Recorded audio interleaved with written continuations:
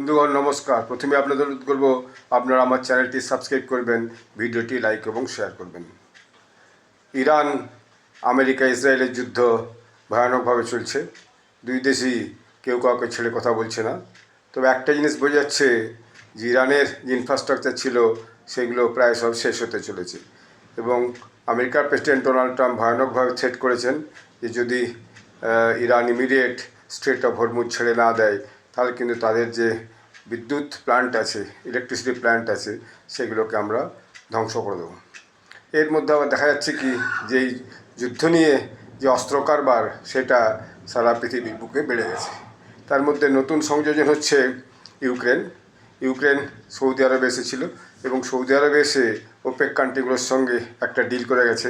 Ukraine এখন drone টেকনোলজিতে সবচেয়ে বেশি উন্নত এবং ট্রাস্টেড ইন দ্য সেন্স, যখন রাশিয়া ব্ল্যাক সিতে ইউক্রেনকে ব্লক করেছিল তখন এই ড্রোন দিয়েই রাশিয়াকে পর্যদস্ত করে দিয়েছিল ইউক্রেন। এখন সবচেয়ে ইউক্রেনের যে ড্রোনের গুরুত্ব হচ্ছে সেটা হচ্ছে যেখানে অন্যান্য ড্রোন তৈরি করতে $10 মিলিয়ন খরচা হয়, $5 মিলিয়ন খরচা হয়, $8 মিলিয়ন খরচা হয়, সেখানে ইউক্রেন খুব কম টাকায় মাত্র $2,000, $2,500, $3,000 একটা করে ড্রোন তৈরি করছে এবং সেগুলো খুব সাকসেসফুলভাবে বিভিন্ন যুদ্ধে কিন্তু কাজ করেছে। বিশেষত রাশিয়ার সঙ্গে যুদ্ধে ইউক্রেনের ড্রোন ভীষণ কার্যকরী হয়েছে এবং এটা দেখা গেছে। ফলে ইউক্রেন এখন এই যে ব্যবসাটা সৌদি আরব, কাতার, কুয়েত, আবুধাবি এদের সঙ্গে যেটা শুরু করেছে, এটা আগামী দিনে এর অনেক এই যে ডলার অর্থ রোজগারে খুবই সাহায্য করবে। শুধু তাই নয়, জেলেনস্কি এটা বুঝে গেছেন ইউক্রেনের প্রেসিডেন্ট যে আজকে যদি আমার এই দেশগুলোর সঙ্গে সম্পর্ক ভালো হয় তাহলে আগামী দিনে যখন ইউক্রেনের রিবিল্ডিং প্রসেস হবে তখন সেখানে আমি অনেক অর্থও পাবো সেই রিবিল্ডিং প্রসেসে ইনভেস্ট করার জন্য।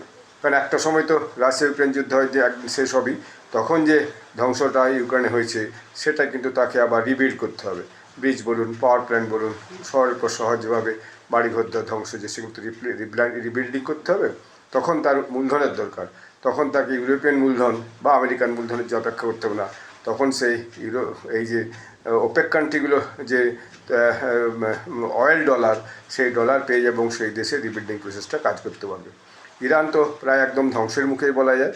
আগামী দিনে ইরানের কী ভবিষ্যৎ হবে সেটা এখনই কেউ প্রেডিক্ট করতে পারছে না। তবে এর মধ্যে দেখা যাচ্ছে রাশিয়াও তার তেল সাপ্লাই পুরোপুরি বজায় রেখেছে, বাড়িয়ে দিয়েছে এবং আগামী দিনে এখান থেকেও সে প্রচুর টাকা রোজগার করছে। ধন্যবাদ।